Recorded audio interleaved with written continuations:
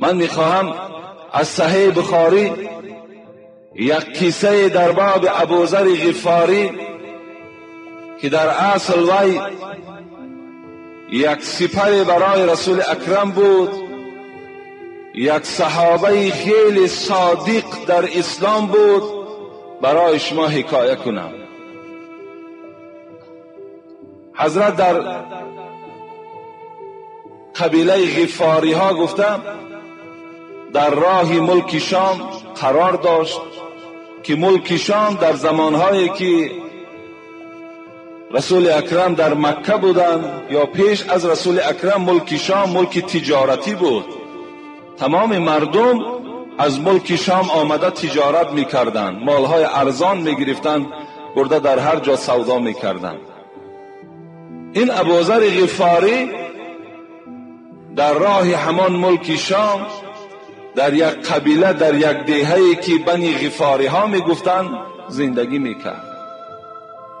به گوش حضرت ابوذر آوازه آمد: ای ابوذر، در مکه مکرمه یک فرزند به نام محمد ابن عبدالله برآمد که وی دعوا دارد که من فرستاده پروردگار هستم، من پیغمبر هستم.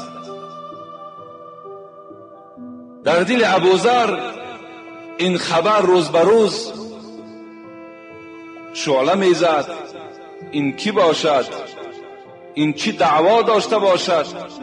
دعوای او تا چه حد حقیقت داشته باشد؟ یک برادری داشت و یک فریاد زد، گفت برادر، گفت به گوش من یک آواز آمد است که در مکه مکرمه محمد گفتنی شخص برآمده است و دعوای پیغمبری دارد. من از تو یک خواهش دارم، می روی در صحبت این محمد صلی الله علیه و سلم می نشینی، آن چیزی که وی می گوید خلاصه سخن او را نزد من میاری. برادرش آمدن مکه مکرمه و در صحبت محمد صلی الله علیه و سلم نشستند. بعد چند بازگشتن آمدن باز به همین قبیله غفاری ها نزد برادرش ابوذر و گفت ای ابوذر، من در صحبت آن نفر نشستم. گفت چی میگوید؟ گفت چی زبان شیرینی دارد و صحبت میکند فقط از اخلاق حمیده، فقط مردم به سوی انتظام خوب دعوت میکند، لیکن سخنهاش شعر نیست، از شاعر فرق دارد و شاعر نیست. ابوذر از جای خود خیست، گفت برادر عزیز، گفت آن مقصدی که من داشتم تو حاصل نکردی، آن چیزی که برای من لازم بود تو خبری پره نآوردی. از جای خود حضرت خیست، میگوید یک مشک آب گرفتن و در یک خلطه آذوقه گرفتن و خود برای دیدن محمد به مکه آمدند. حضرت در راه خیلی عذابها کشیدند، آمدند به ناگاه در مکه مکرمه در آمدند. در خانه کعبه، جایی که حاجی ها زیارت می روند، حضرت رفتند کچ پهلو کردند، بیگاه شد. مردم زیاد در پیش او می رفت می آمد، لیکن محمد نمی شناخت. محمد نفر عادی بود، محمد کسی نمی شناخت. وی فرق کننده نبود، وی برابر فقرا از فقیرها هیچ فرقی نداشت. شاید از اونها دم احوالش پستر بود. حضرت بیگاه شد، محمد ندید. حضرت علی گذر کردن، نگاه کردن، یک مرد خدا خواب است، شناخت که این غریب است، این مسافر است، او را بیدار کرد و گفت خانه من می رویم. حضرت دست ابوذر را گرفتن به خانه آوردن. شب سپری شد، سحر آمدن باز در کعبه نشستن. هرچند که می جستن محمد شناخته نمیتونستند. باز بیگاه شد. علی باز همون غریب دید، آورد به خانه خودش. باز شب مهمانداری کرد، سحر شد، باز خانه کعبه.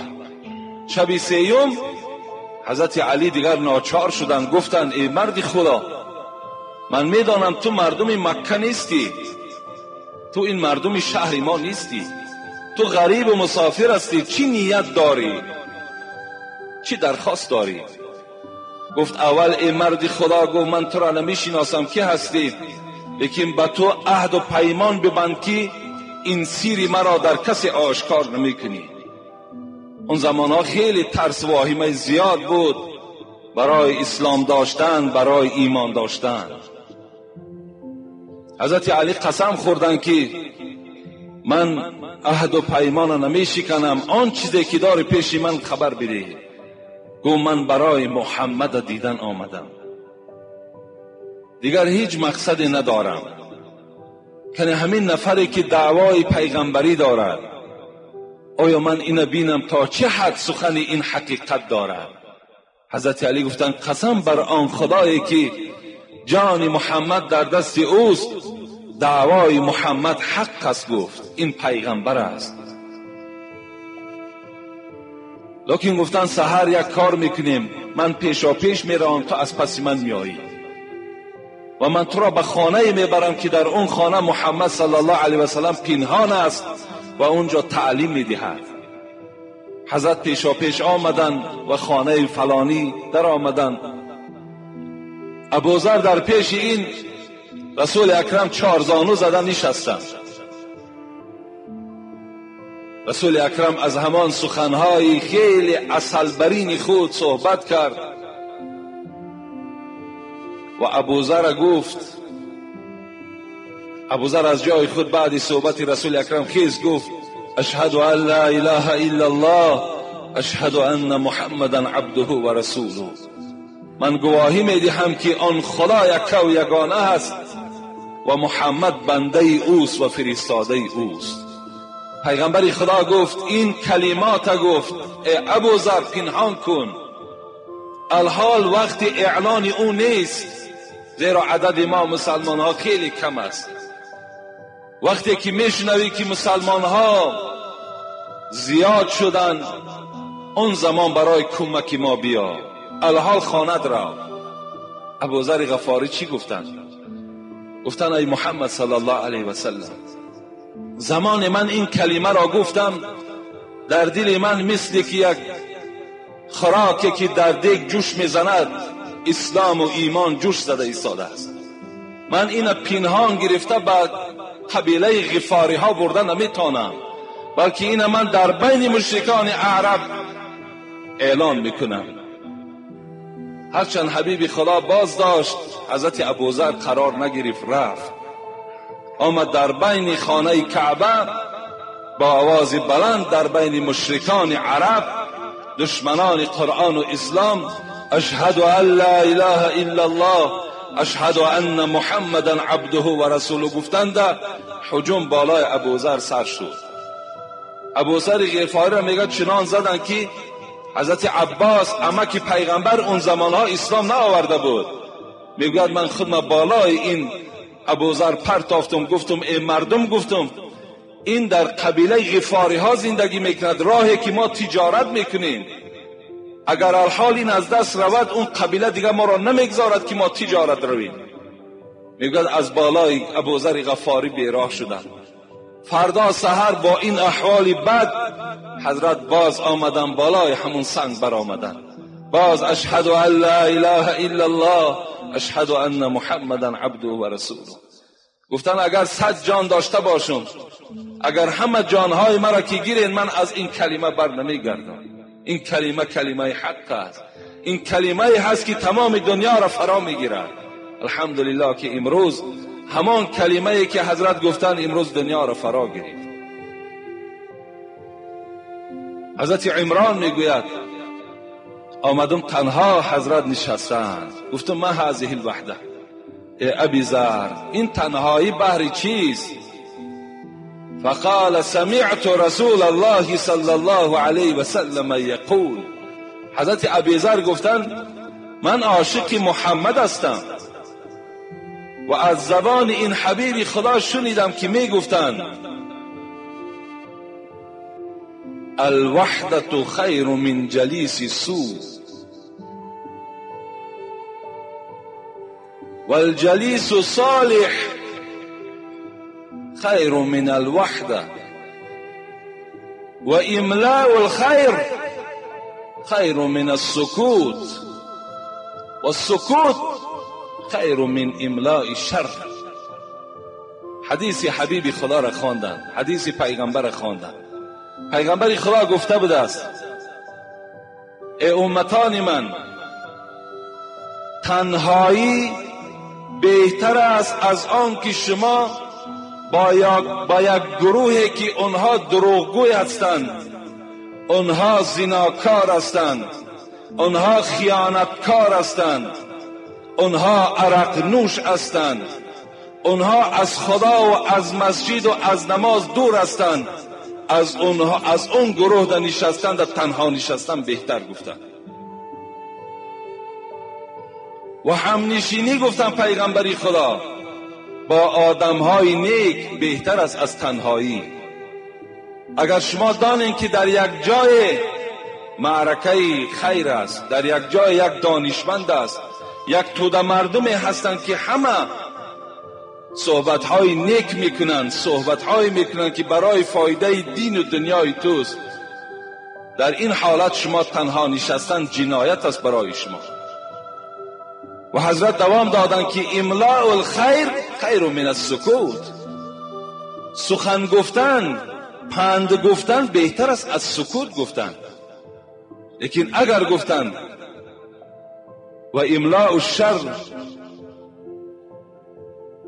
و السکوت خیر من املاء الشر، لیکن گفتن اگر زبانی که پند گفتن نتاند، نصیحت کردن نتاند، زبانی که فقط درشت گوید، سخت گوید، آزار دهد، حضرت گفتن از این گونه زبان در حرکت در آوردن از سکوت کردن بهتر است.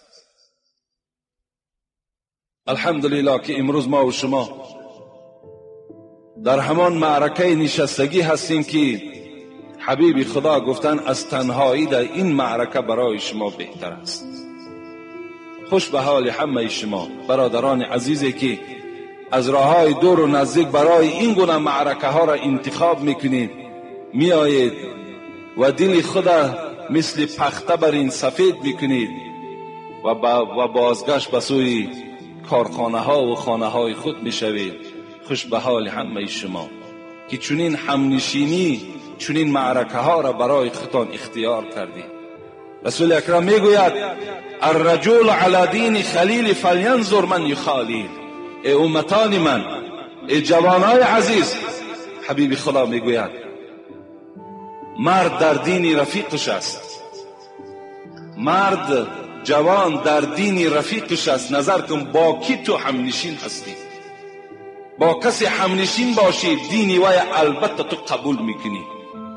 یعنی مقصد از دین چی خصلتی که وی داشته باشد تمام خصلت‌های او در تو میگذرد. برای همین گفتن حضرت که همنشینی خوب برای خودتان اختیار کنید. اگر ما و شما نظر در سوره مؤمنون کنیم، اعوذ بالله من الشیطان الرجیم بسم الله الرحمن الرحیم قد افلح المؤمنون الذين هم في صلاتهم خاشعون والذين هم عن اللغو معرضون. خداوند برای ما و شما خبر میدهد کدام بندگان در نزد من نجات یافتند، کدام بندگان در نزد من عزت دارند. کدام بنده ها؟ کسانی که در نمازشان خاشع هستند، کسانی که در نمازشان یکم گروه نجات یافتگان. خداوند در قرآن یکم نفر کی را یاد کرد؟ کسانی که نمازشان از ترس خدا میخوانند، کسانی که حالت نماز میخوانند خدا را حاضر و ناظر میدانند. دوم کی را گفت؟ والذین هم عن اللغو معرضون. کسانی که از صحبتهای آدم ناخوب پرهیز میکنند، کسانی که از شنیدن کلامهای نادرست پرهیز میکند. اینها گفت دوم نفرهایی هستند که در نزد من نجات یافتگی هستند. صالحان از تینت کج تینتان کج می شوند. خدا رحمت کند عبدالقادر بیدی را، پیشواهای ما و شما چه عزیزان خوبی داشتیم، چه نصیحت‌هایی کردن برای ما و شما.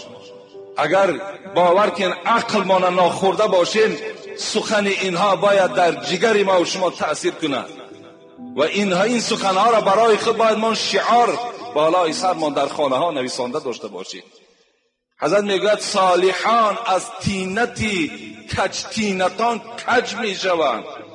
اگر 1000 ساله باشی، اگر 1000 بچه شیخ و داملا باشی، بچه پیغمبر باشی، اگر یاری تو، رفیقی تو، همنشینی تو اگر آدم ناخوب باشد، حتمی کج بدن او، حتمی خصلت‌های ناخوب او در تو تأثیر میکنه. صالحان از تینتی کج تینتان کج می شود. حضرت یک مثال آوردن، کفش گردد ز اختلاط پای کج ناچار کج. گفتن اگر همین پای افزال هایی که شما از دکان ها میخرین بینین چند قدر راستی خوب است، اگر پای شما کج باشد، همین پای افزال راست کج میکنه، زیرا که این پای افزال شما همنشین با پای کج کردگی است.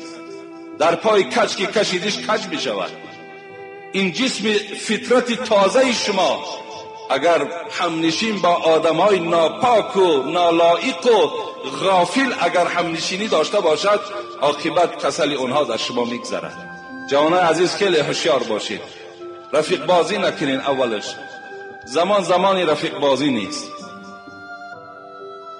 رفیقای داریم که هر لحظه دگرگون می شود. رفیقای داریم که فقط برای مال ما و شما، برای منصب ما و شما، برای خانه ما و شما رفیقی دارند. رفیقای جانی خیلی خیلی کم هستند. رفیقایی که مثال از برای خدا با ما و شما رفیق باشند خیلی کم هستند. این از حدیث عمران ابن حطان که موضوع ما البته در این باب نبود، من فقط برای آن به سمع شما میرسانم که شما هوشیار باشین برای انتخاب دوست خود، برای کیها همنشین باشین. شما از این حدیث ها و از این نصیحت ها باید که الکی عبرت گیرین. خدا رحمت کنه مولای جنون هم میگوید بیا ای دل، بیا شما این دل های حضرت مولوی، بیا ای دل چو کلبی کهف با مرد خدا بنشین. بیا ای دل چو کلبی کهف با مرد خدا بنشین. گریزان شو ز غافل با گروه پارسا بنشین. ز زهر صحبت ناجنس کنعان غرق طوفان شد، برا از غافلان نزد حضور اولیا بنشین. چرا رنجوری این درد غفلت را نمیدانی؟ ای انسانی که میگه نمیدانی که چرا تو در غفلت افتادی؟ چرا رنجوری این درد غفلت را نمیدانی؟ طبیبی حاذق را یافتن نزد دوا بنشین.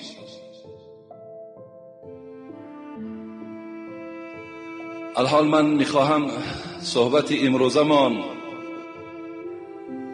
که سوال و جواب است، سوالهای خیلی زیاد داریم، اینها را به سمع شما میرسانم و انشاءالله جمعه آینده در باب توبه که یک گروه برادرهای ما از راه دور از ما خواهش کردند که در باب توبه و در باب عرق نوشی برای ما بسیار بسیار صحبت شما لازم است.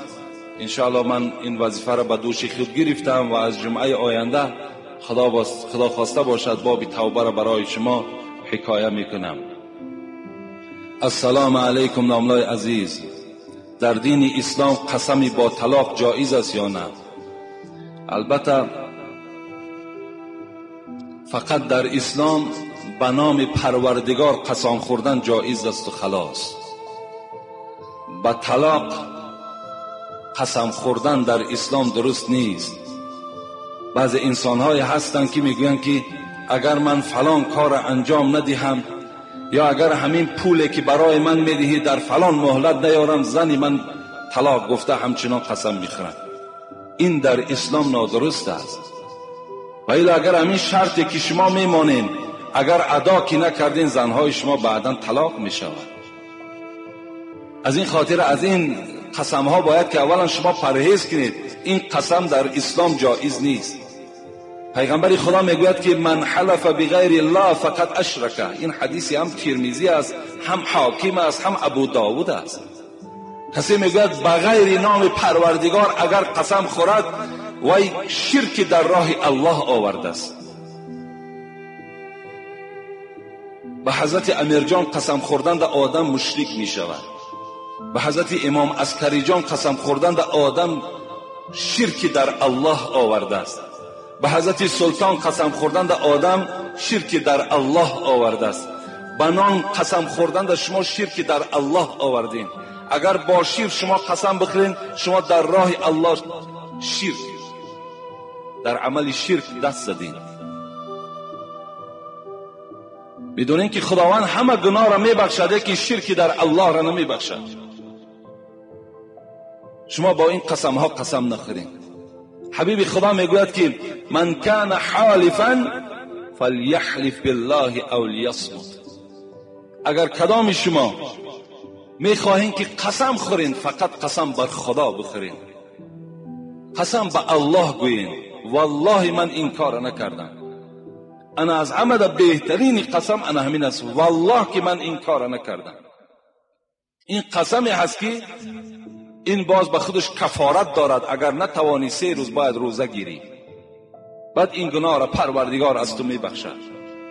لیکن با این چیزهایی که من نام گرفتم اگر شما قسم خوردید، قسم تا یکمش واقع نمی شود، دومش که این قسم نیست و سومش که شما شرکی در خدا آوردید، شما الک گناهگار شدید. هیچ وقت با این اشیاء قسم نخورید. یعنی وقتی شما با مزار قسم میخورید یا به نام قسم میخورید، اینجا بزرگی پروردگار شما برطرف کردگین. یعنی شما از خدا دیده از همین مزار و از همین نان و از شیر و از دیگر چیزها میترسیده اید. برای همین همه وقت حق قسم با خداست.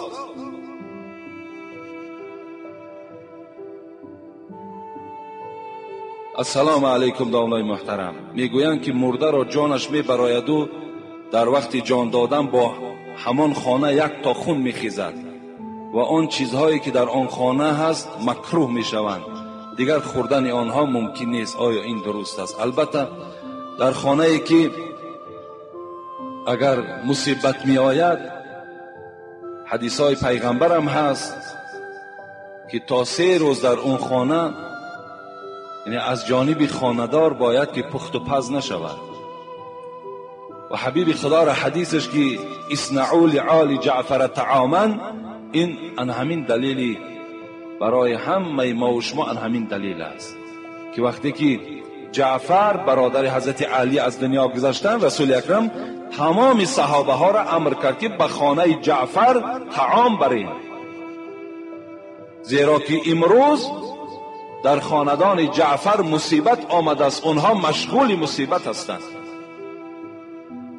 برای همین ما و شما باید که در خاندانی که مرده می شود، مصیبت می شود، باید تا 3 روز از جانب این خاندان چیزی تناول نکنیم، بلکه از خانه سنت است اینکه ما و شما خوراک و نان به او خانه را روان کنیم و اون مهمان هایی که در اون خانه برای این مصیبت آمدن، اونها می توانند که از این طعام های ما و شما استفاده برند همراه خانه دار. السلام علیکم اکای داملا حاجی. و اون مهمان هایی که در اون خانه برای این مصیبت آمدن، اونها می توانند که از این طعام های ما و شما استفاده برند همراه خانه دار. السلام علیکم اکای داملا حاجی میرزا. من دختری خوب دارم که سینش به 19 رسیده است. او را به خویش و تبار و یار و رفیقم اعلان کنم این گناه است؟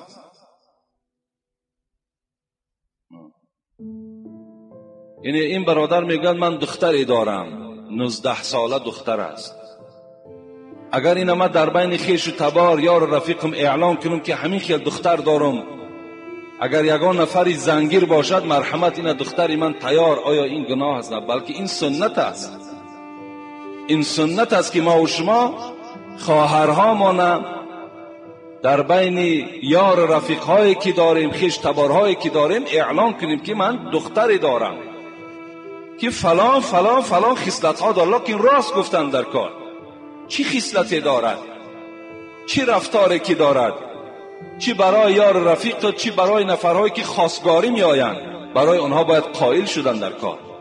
همه درد او را، همه کمبودی های او را باید که ما در خواستگارها و در یار رفیقامون خبر دهیم که دختری من این گونه کمبودی دارد و این گونه بهبودی ها دارد که کیبانوی خوب است، دختری با سطر با حیا هست، دختری مثال گبگردان نیست، دختری بیهوده‌گرد نیست و دیگر گفته خصلت‌های او را در پیش همون خواستگارها و یار رفیقان خود اعلام کنیم.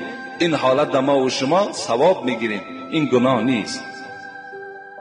لیکن افسوس که امروز وقتی یک برادر ما و شما دختری خود اعلان میکند، چی گمانهای بدی در دل ما و شما میگذرد که خداوند در قرآن میگه یا ایها الذین آمنوا اجتنبوا کثیرا من الظن ان بعد الظن اثم.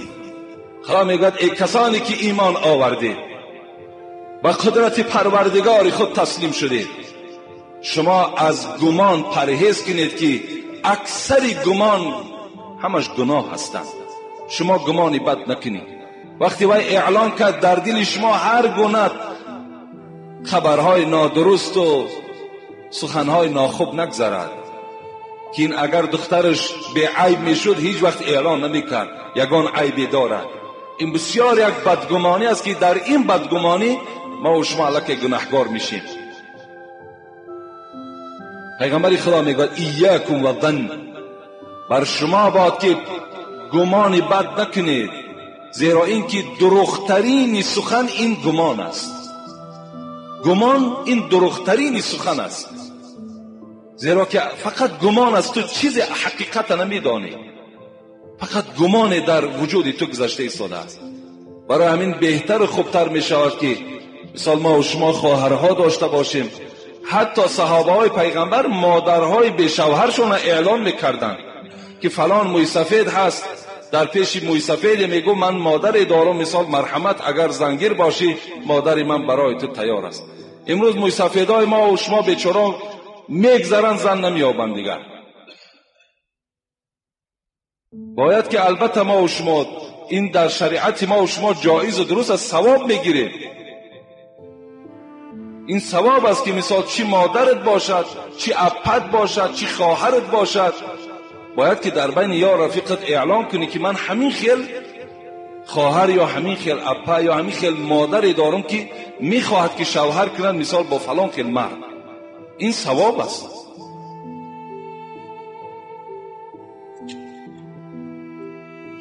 السلام علیکم ای اکای حاجی مرزا، من یک سؤال دارم. بعد از خانه‌داری کردن با زن خود، اگر زن کودک میده داشته باشد و غسل نکرده در یگان وقت سراستیمگی بر وی سینه دهد، یگان ضرری دارد یا ندارد؟ با احترام مخلص شما. یعنی مثال جوانهای هستند که مثال صاحب کودک میده هستند و مثال بعد خانه‌داری کردن همون کودک میده مثال گریان می شود، در همینجا مادر در حالت غسل جنابت است، ولی در حالت جنابت است. آیا وی می تواند که یعنی این کودک خرد خدا از پستان خود شیر دهد؟ اگرچه عزیزان ما و شما میگویم بعضی هاش که یعنی باک ندارد، زلل ندارد. اگر مثال مادر در حالت جنابت هم که فرزند خود چکی شیر داد باک ندارد، از او که وی رفته و تا غسل میکند شاید وقتهای زیاد گذرد و این کودک در داخل گهواره عذاب میکشد گفته، از این خاطر دوستان خدا گفتن که باک ندارد. لیکن بعضی از انسان ما و شما گفتن خوب میشود که همون مادر یعنی پیستان خودش شوید و بعد مثال در دهان فرزند خود گذارد. همینش هم کفایت میکند. گفتم همینش هم عزیزان ما و شما گفتند. عبدالله انصاری را وقتی در مادرش خبر دادن که فرزندی تو چی یک عالم کلانی شده است، چی یک واعظ خوب شده است، خیلی مردم وی اطاعت میکنند، مردم از سخنهای او استفاده میبرند، مادر عبدالله چی گفت؟ گفت از این ده من زیادتر میخواهم از عبدالله، زیرا هر باری که وی گریه میکرد در گهواره من طهارت میکردم و با پای طهارت او را شیر میدادم. این گونه مادرها هم وجود داشتند. اگر مادری که این گونه توفیق داشته باشد برای بهبود شدن فرزند خودش از لقمه های حلال استفاده برد همراه پدرش و بعدا فرزند خود با پای طهارت اگر شیر دهد، این نور بالای نور می شود. السلام علیکم و رحمت الله و برکاته. در بیان فضیلت حق پدر و مادر به فرزند سخن می گفتید. ما در این باره ها خیلی صحبت های زیاد کردگیم درباره احترام پدر و مادر. فقط از همه شما باز کسانی که صاحب پدر و صاحب مادر هستند، برای همه شما میگویم که پیغمبر خدا میگوید بر الوالدین افضل من الصلاة والصوم والحج والجهاد فی سبیل الله. خدمت در پدر و مادر کردن از جهت ثواب بهتر است از ثواب نماز، بهتر است از ثواب حج، بهتر است از ثواب روزه، بهتر است از جهادی که در راه خدا میکنی. خدمت پدر و مادر از همه این دا گفتم پیغمبر خدا در ثواب بالاتر است. از این خاطر شما اگر خواهید که این قدر ثواب کلانه از دست ندهین، پدر و مادرتان در خدمت کنین، دعای پدر و مادرتان گیرین، انشاء الله بعدا فرزندهای شما با در شما خدمتگار می شود. رسول اکرم میگوید برو آباءکم تبرکم ابناءکم. اگر شما خواهید که از فرزندهاتان نیکی بینید، اول پدر و مادرتان خودتان احترام کنید، پدر و مادرهاتان احترام کنید، دعای نیکی اونها را گیرین، فرزندهای شما در شما خدمتگار می شوند. و الا پدر و مادر شما آزار دادین، اونها را غم و دقت دادین، اونها از شما از دنیا ناراضی گذشتن، الکه از فرزندهاتان انتظار شوید که این گونه معامله را فرزندها با شما میکنند. در این بابت ها ما بسیار گفتگی ها هستیم. اگر برای کسی لازم باشد، کسی تهاش وجود دارد، گوش کنین. انشاءالله 3-4 جمعه قریب در باب پدر و مادر ما صحبت ها داشتیم.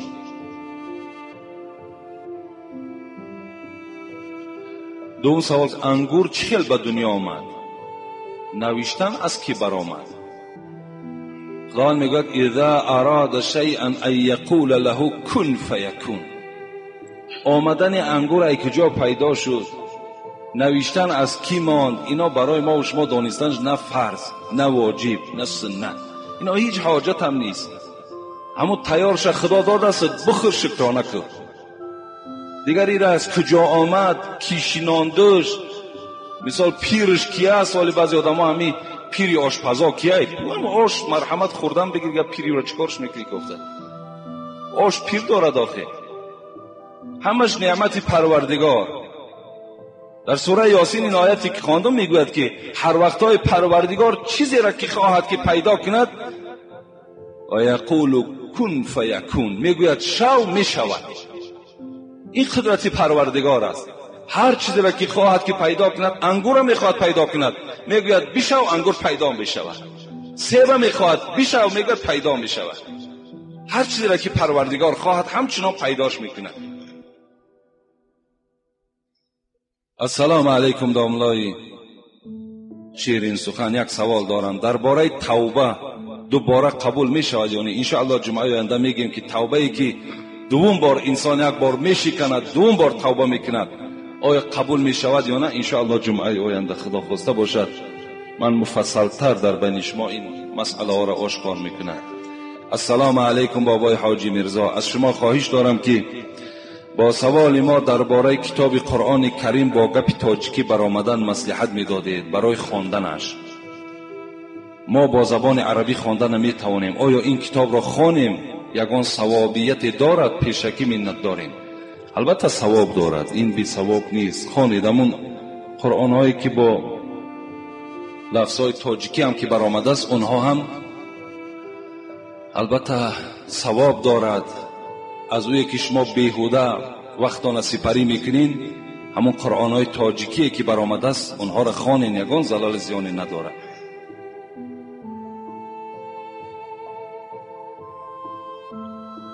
درود و رحمت بر شما باد ای بهترین خیرخواه این شهر و بهترین دعوتگر. این جای پوشیدن نیست که از دعوت شما چی بهبودی های زیادی در عبادت مردم و آبادی های شهر پیدا شد. داملای عزیز، شما گفتید که همه برای یک کس برای همه. این سخنی حضرت محمد صلی الله علیه و سلم است. پس چرا امروز پیروان این پیغمبر در این شعار اسلام عمل نمی کنند؟ آیا گناهگار نمی شوند؟ حتی بعض بنام ایشانها، منصبدارها، بایها، وکیلها که باز دعوای امتی دارند، داملا این حقیقت دارد. باید فکر دیگرها را مثل در خودت داشته باشی. داملا هزار بخشش از شما، خدا در حفظ و امان شما باشد. مثل نفس برای ما مردم لازم هستی. و چی گفتنی داری با این سوال؟ یعنی این برادر من سوال وقتی در خانه خواندم، در اصل چگونه ای که خود میگوید حقیقت دارد. همه برای یک کس برای همه، این شعار محمد صلی الله علیه و سلم است. این شعار اسلام است. لیکن چرا امروز پیروان محمد با این حدیث پیغمبر خدا عمل نمی کنند؟ اینش از همون انسانهای پرسیدن در کار که چرا اونها عمل نمی کنند. اگر این برادر بعضی بنام ایشانها گفتند، منصبدارها و بایها و وکیلها گفتند، اگر ملاها را هم که وابسته میکرد من ملال نمی شدم.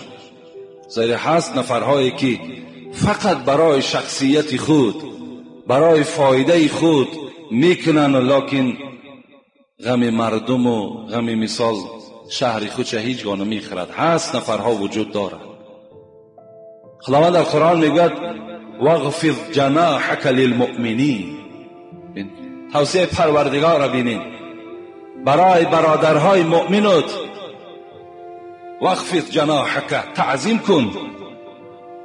برادر مؤمن تا میبینی چهرت کشاده کن و یا احترام کن، با او صحبت خوب کن. زیرا باز پروردگار در دیگر آیه قرآن برای همه ما و شما مؤمنها گوشزد میکند. اعوذ بالله من الشیطان الرجیم انما المؤمنون اخوة فاصلحوا بین اخویکم واتقوا الله لعلکم ترحمون. این کسانی که دعوا میکنید که ما بنده خدا هستیم، ما پیرو قرآن هستیم، مادام این دعوای تو حقیقت داشته باشد باید با یکدیگر شما برادر باشیم. فاصلحوا بین اخویکم، دائم کار کن که در بین برادرهای تو صلح و صلاح پایدار باشد. دائم باید تو نیکخواه برادر مؤمنت باشی. اتقوا الله، خدا گفت از خدا بترسید. این کسانی که به نام مؤمن هستید از خدا بترسید، شاید که پروردگار به شما رحم کند.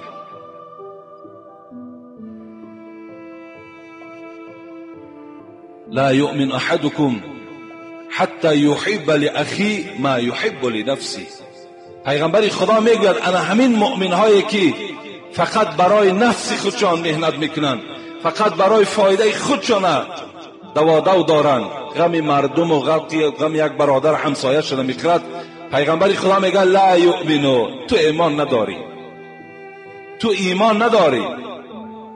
ای انسانی که بی پروا هستی، ای انسانی که فقط فایده خود تصور میکنی، از پی فایده خودت هستی.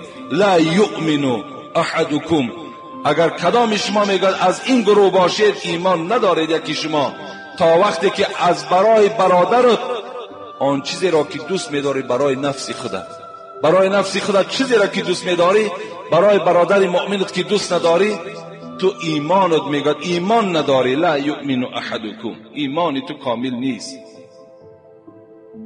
این است توصیه پروردگار، این است توصیه پیغمبر خدا برای پیروانش. البته باید ما و شما تسلیم این شعار باشیم، همه برای یک کس، یک کس برای همه. این شعار اسلامی است.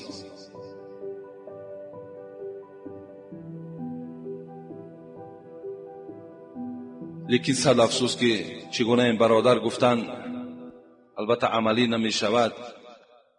اگر ما و شما با قصه های بعضی عزیزانمان اگر نظر کنیم، بین مسلمان های پیشینه، ابو جهم میگوید جنگ یرموک وقتی شروع شد و وقتی که انجام یافت، من یک مشک آب را گرفتم و برای پسر عمکم به میدان جنگ رفتم. گفتم اگر هر کجای که یابم، شاید که تشنه باشد، از این آب سیرابش کنم. وقتی میگوید رفتم، ابو جهم میگوید وقتی رفتم نگاه کردم که بچه عمکم تیر خورده است. در این جنگ در مقابله مردم یهود تیر خورده است، در یک پهلوی نالیش دارد. نزدش آمدم، خواستم که آب دهم که از پهلوی همین بچه عمکم یک نالیش دیگر بلند شد که آب. میگوید این بچه عمکم اگرچه آب میخواست، اشاره کرد که با پهلوی من ده. میگوید مشک آب آوردم نزد این پهلو بودگی بچه عمکم.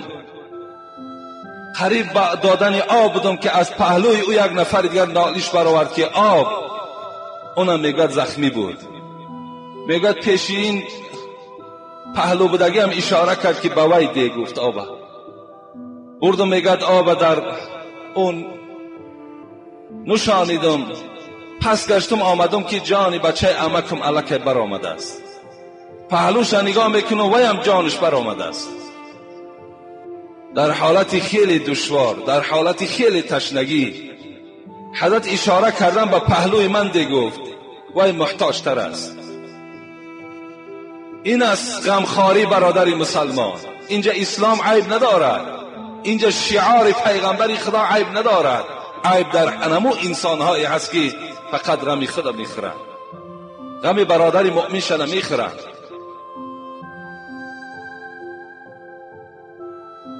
معروف کرخی که خیلی معروف است، خیلی مشهور است. یک عزیز خدا میگوید بار آمدم زمستان بود، کرته خدا بدر کرده است. میگوید در دستشو در سرمای خنکی میگوید میلرزید. حضرت کرخی را میلرزید. نزدی آمدم گفتم ای کرخی، و هوا سرد است، در دستت لباس داری، نمی پوشی تا که از سرما خودت را محافظت کنی؟ گفت ای دوستی خدا، گفت در خانه نشسته بودم، این لباس در بدنم بود، یاد فقیرها مرا بیرون برآورد. و یادم آمد کسانی که لباس ندارند. من هم گفت شخصی هستم که دستی ندارم که به آنها خیر احسان کنم، فقط همدردی خود من با این میبرارم که مثل آنها بدن من لوچ کنم و مثل آنها در خنکی لرزیده ایستم، تا که همدردی من همینجا اظهار شود که من مؤمن هستم و مؤمن برادر مؤمن است. در کدام عذابی که وی قرار دارد، من هم باید در همون عذاب قرار داشته باشم. این است اسلام ما و شما را، این است عزیزان ما و شما را کردارهاشان. لیکن افسوس که امروز آن طایفه هایی که نام گرفتند با این عمل خیلی زیش دست میزنند. دوره های پیغمبر خدا را روایت میکنند در کتاب که باره میگوید یک لشکر گوشت آمد نزد حبیب خدا. بین چی غمخواری های داشتن برادر با برادر.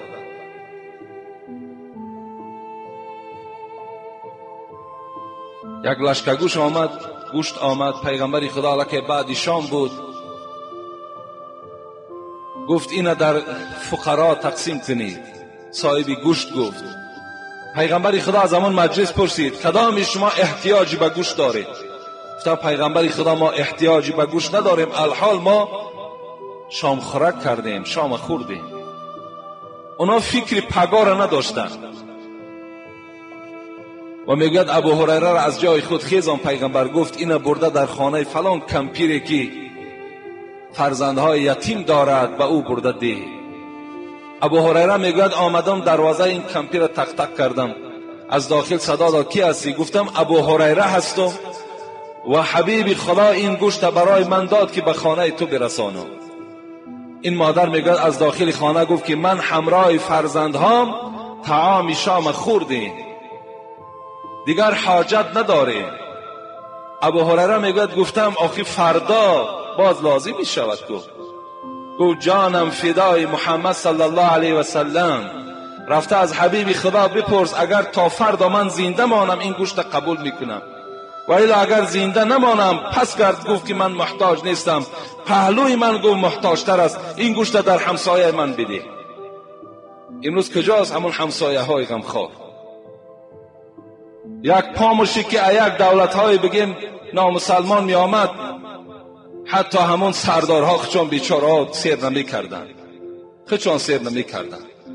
بازارها از حق مردم پر شد برای فروختن. هر روز وکیل علیشکنی بود، هر روز جای پوشیدن نیست.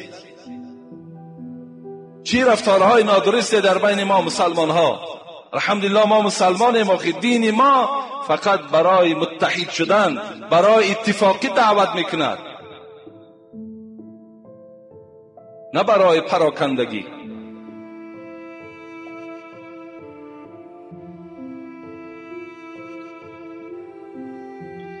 السلام علیکم داملای عزیز، ما از شما بسیار منتدار هستیم. کاش که مثل شما بر این فرزندها را خدا زیاد میکرد که برای آبادانی و برای بهبود کردن اخلاق مردم این شهر کولاب سهم شما زیاد است. چون این صحبت‌های را شنیدیم که هیچ گونه شنیده بودیم. شما حس میکنید یا نه تأثیر سخن‌های شما نفرهای زیاد را از راه‌های بد گردانید. من مثل فرزندهایم در حق تو دعا میکنم. یک سوال دارم، در بعضی خانه‌ها نان میکنن، نه دستمال پاکیزه وجود دارد، نه پیاله تازه، نه طبق تازه. داملا شما در این موضوعها بسیار گفتید و دائم گوید تا که بهبودی پیدا شود. ما در این مسئله در اصل بسیار گفتگی هستیم که دائم باید که حدیث مسلم است که ان الله جمیل یحب الجمال، خداوند خود زیبا هست، زیباها را دوست می‌دارد. جوانای عزیز باید شما زیبا باشید، پدرای عزیز باید بدنهای شما بیبوی باشد، باید ما و شما چنان آلفته باشیم، چنان تازه باشیم که حتی اگر مردم بیگانه در پهلوی ما و شما نشیند، از حسن ما، از بوی ما، از رفتار ما باید که اونا حلاوت برن. خاندان ها ما باید تازه باشد. حبیب خدا در این بابت ها بسیار گفتگی است. حتی رسول اکرم میگوید من سعادت ابن آدم المسکن الصالح، از راحت دنیایی فرزند مسلمان سه چیز از گفتن. یک تای همون چی است؟ خانه ای که آلفته باشد، خانه ای که تازه باشد. در خانه هاتون در آمدین خیلی اهمیت دین. خانه ها دائم باید رفته باشد. باید حتی همون کرپچه ها و بالشت هایی که ما و شما داریم همه اونها تازه باشند. دسترخوان ها ما باید تازه باشند. در بعضی خانه در اصل میدرایی همون دستمالی که هست وقتی دست میشکی باور کن در دست یک بوی پیدا میشود. حتی همون دستمال ها بوی میکنن. رسول اکرم گفتن شما خانه هاتون پاکیزه کنین، با مردم نصرانی و یهودی تشبیه ندهین. امروز بین یهودی ها و نصرانی ها در نظافت و پاکیزگی ما و شما را گذاشته رفتن، حالا که تازگی از اسلام ما و شماست. شما از بدنهای خودتان سر کنین، تازگی را از بدنهاتون سر کنین. از مویهای سرتان چقدر آلفته تازه کنین. تمام آن نمودهای داروهایی که هست آنها را در مویهاتان مالین، در چهره هاتان مالین، برای بهبود شدن موی سرتان، برای تازه شدن رخساره هاتان، دندان هاتان از سحر و بیگه شوید. همه این دستور قرآنی و این حدیث های پیغمبری خداست. لباس هاتان را نظر کنین، حتی همون گردن هاشون را نگاه کنین، چرک باشد نپوشید. در اون نماز خواندن حتی کراهیت دارد. در خانه شرط نیست که در نان شما نظارت کنین، در خدایاتان نظارت کنین. حتی در وقت در همون خانه چای نوشیدن نشستن، در پیاله و در چاینکاتان نظر کنین. چقدر باید تازه باشین، پاکیزه باشین. اسلام از ما و شما همین درخواست دارد. اون اسراف هایی که شما میکنید، اون اسراف ها را یک جا گذارید، در جای او شما خرید خوشبویا خرید، در بدن هاتون خوشبویا را استفاده برید.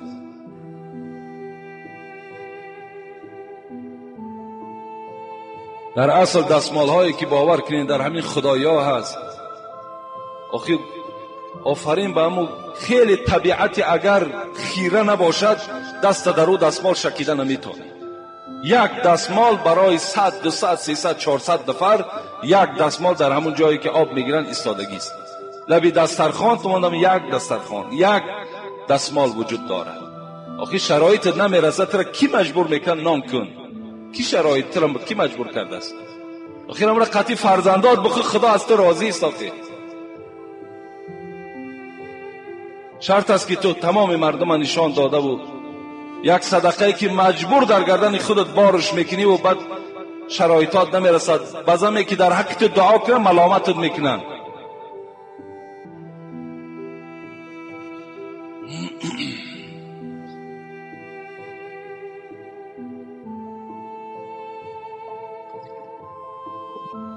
السلام علیکم محترم حاجی میرزا، خواهش میکنم با سوال من تعجیلا جواب گویید. یک گوسفند عادت دارد که خر را از خردسالی میمکد، حکم گوشت وی چیز حلال است. دوم، اگر شخص بیریش پیش درآید در حالتی که کسی از وی عالمتر نباشد رواست، یا شخص ریشداری که عوام است پیش درآید در حالی که عالم بیریش حضور دارد، میپرسم از شما صحیح تر فهمانید. البته اگر شخصی که مثال در یک معرکه اشتراک دارند، دو تا عالم است، یک تاش ریش دارد یک تاش بیریش است. ریشدار پیش می درآید، بیریش از پس می خواند. فقیه های ما و شما میگویند عالم بیریش نماز خواندنش مکروه است. کسی که بیریش است باید پیش در آمدنش مکروه میگویند. لیکن اگر عالم است و ریش ندارد، لیکن یک عوام، یک آدم جاهل هست و ریش دارد، اینجا کی پیش می‌دارد؟ عالم پیش می‌دارد. در اینجا عالم پیش می‌دارد، اگر چنده که عوام ریشدار هم که وجود داشته باشد، زیر عالم از پس جاهل باز نمازش درست نمی‌شود. لیکن حرکت کنن که مثال باید پیشواهای ما و شما ریش داشته باشند. ریش این یکی از سنت‌های پیغمبر خداست. پیغمبر خدا میگوید برودها را کلته کنید و ریشها را دراز کنید. افسوس که امروز بیچاره موی سفیدای ما و شما را میبینی، نمیدانم یا چی نیت دارن، میخوان به هم بیری شکل روان ترک سنت کنن یا چی نیت دارن نمیفهمیم. امروز موی سفیدای ما و شما جای ملامتش نیست، نه ریش دارن نه سله دارن، حالان که سله هم سنت پیغمبر است. ابو سعید خدری میگوید رأیت رسول الله صلی الله علیه و سلم علی المنبر، من دیدم پیغمبر خدا بالای منبر بود و علیه امامه سودا، بالای سرش سلده سیاه داشت. این حدیث ابو سعید خدری است. این سنت پیغمبر است. گذارن آخی موی سفید ریش میزیبد، سله میزیبد. ترک سنت میشود، گناهگار میشوی.